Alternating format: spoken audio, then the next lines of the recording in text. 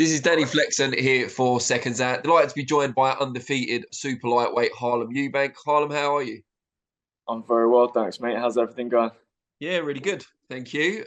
We haven't seen you out since November. Probably on paper a career best victory over Tom Farrell. Comprehensive win on points on Channel 5 as well. When are we likely to see you make your return to the ring? Very soon. There's an announcement pending, but I'm in full camp flow, and yeah, gearing up for a good fight. And yeah, the announcement will be made shortly. I think a lot of people were surprised we didn't see you on your cousin's show against Liam Smith recently. Was there ever an opportunity to be on that?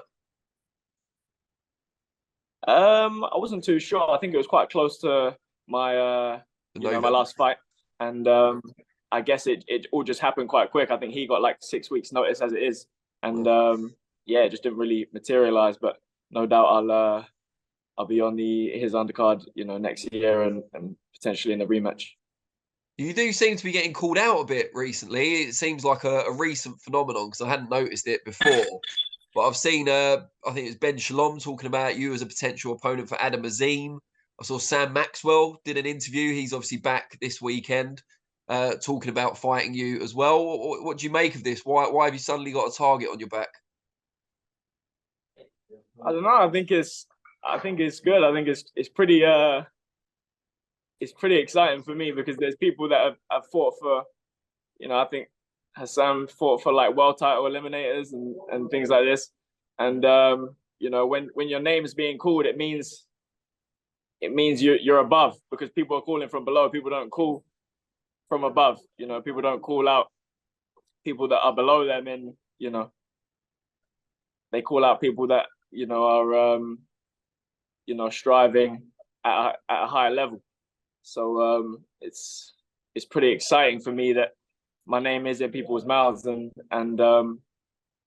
yeah, it's great. Do you fancy either of those fights, Azim or Maxwell?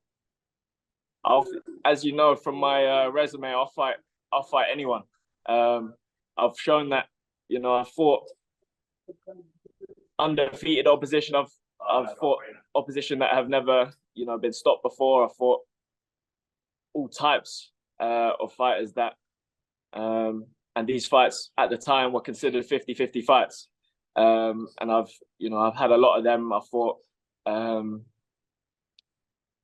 a lot of good opposition. If you look at, if you go over my resume, so I've proven that, I will fight anyone. And yeah, that's my mentality. Dalton Smith is the British champion at your weight. A fight between the two of you, both very talented fellow unbeatens, has been talked about for quite some time already. Before we talk about the potential of that fight, he's got a defence on Saturday against Billy Allington, bidding to make the Lonsdale belt his own. What do you make of that fight? I mean, I haven't seen much of Allington. The last I see of him, Egbenuke beat him the fight before I beat Egbenuke, so I haven't really seen much of his progress or anything like that. So it is what it is. I'm just gonna stay in my own lane.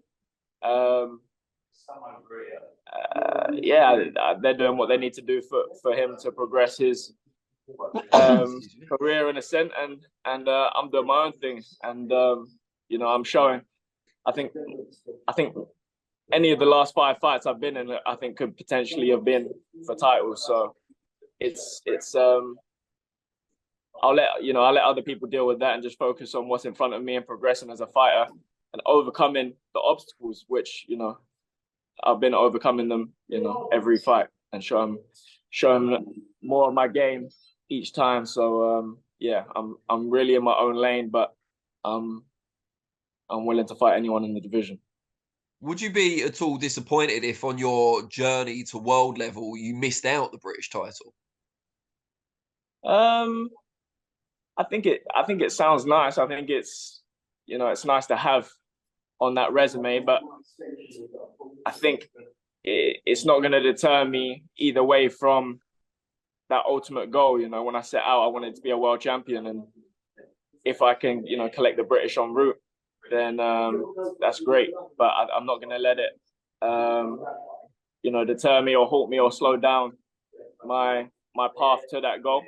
So yeah, as I say, the goal really is to just keep progressing towards that, and whatever route it is, I'll take it. Whatever fight, I've shown and proven my mentality in the game, and no doubt I'll continue to show more of that this year. And you've been on Channel 5 a number of times now. Have you noticed any kind of differences in terms of your profile? Have you noticed your followings on socials getting bigger, or people recognizing you more, all that sort of stuff? I think it's because it's terrestrial TV.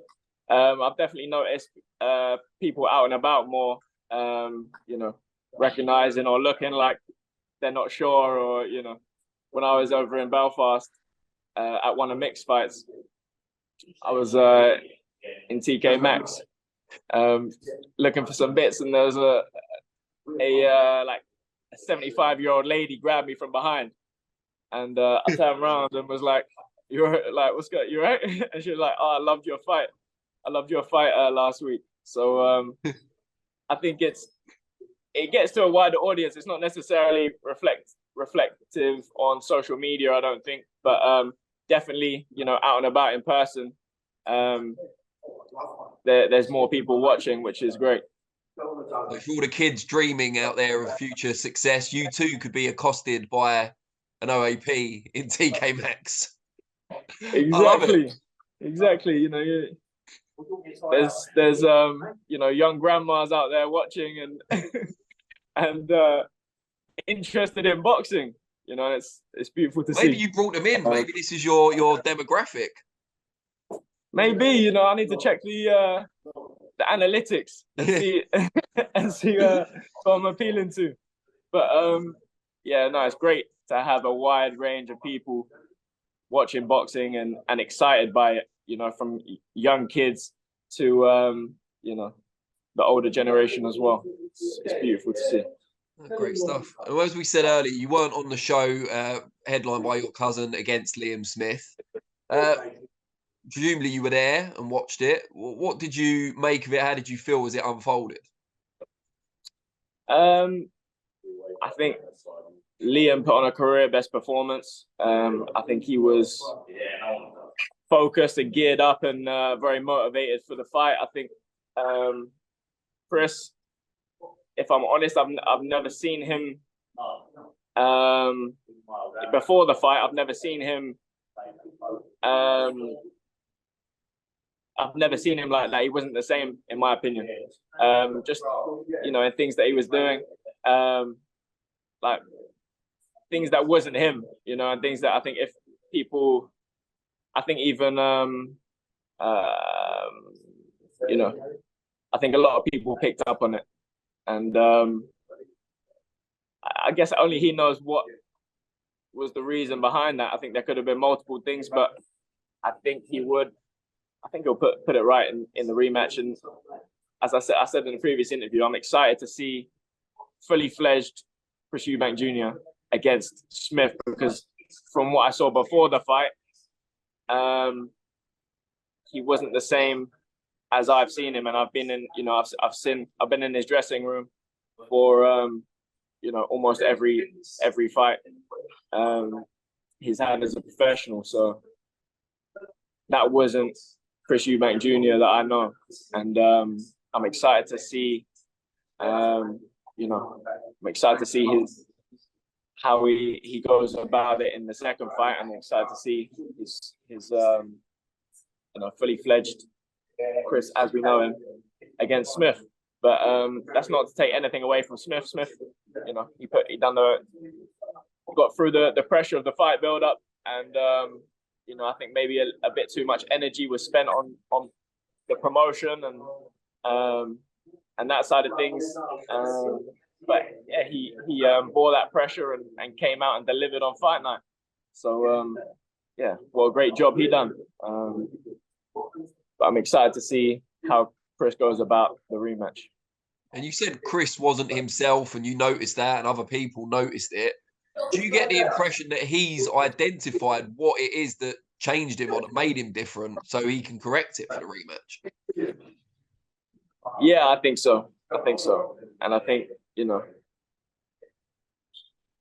I think you know, as a fighter, you know, whether you express that outwardly or not, I think you know deep down what wasn't right, and I think you'll go about correcting that in the second one. And you know, I think he's, you know, by taking that rematch clause, he's already you know, he's already made the first step, I think, in identifying what was wrong to put it right.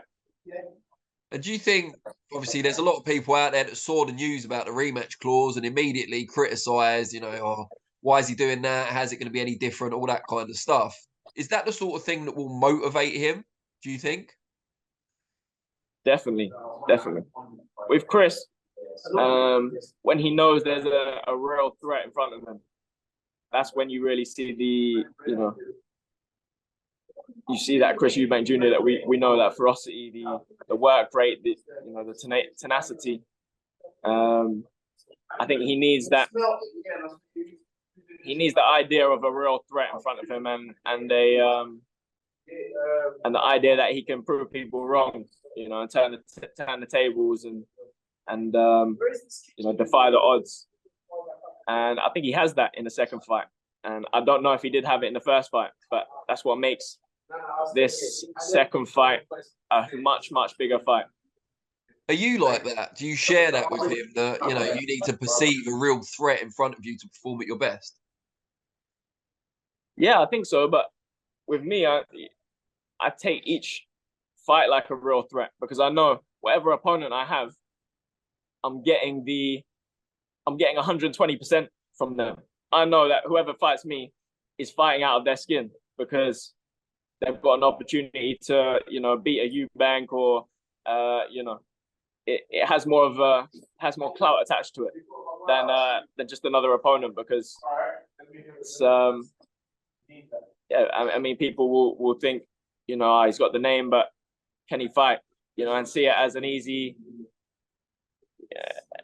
route to shout about something. So I perceive every fighter in front of me as a real threat, and you know, that's how I've gone about my business so far. So that's how I'll continue to, because anything can happen in the ring. You know, one punch can change anything, and yeah, there's always a very real threat in front of you. Now, this big fight you've got coming up, you can't obviously confirm who it's against at the moment, but what can you tell us about it? Can you tell us, you know, what it can do for you should you come through victorious?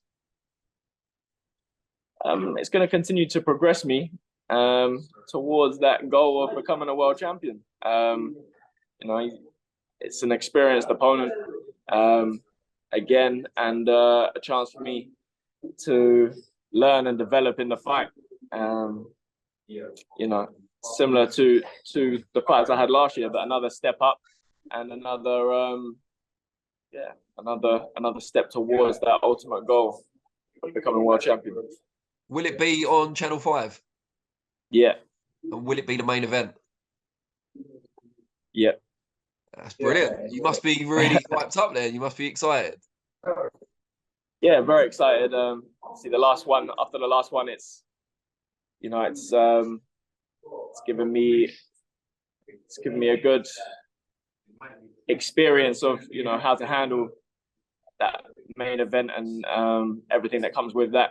So yeah, I'm excited for this one to go again and put on another performance.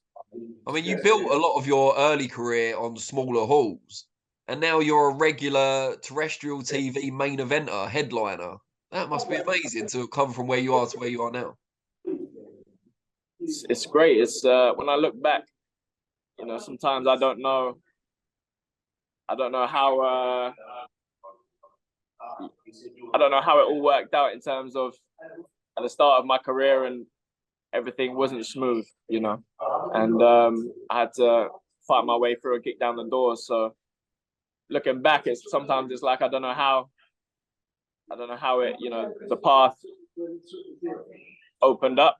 But I think, you know, I've got a strong faith in the Most High and the Creator, and I've been putting the work in, and I'll leave the rest. I'll leave the rest to him. Great stuff, mate. I really appreciate your time, and yeah, look forward to the announcement. Maybe we'll catch up again. Thank you very much, Danny. Nice speaking to you, mate. And you, take care.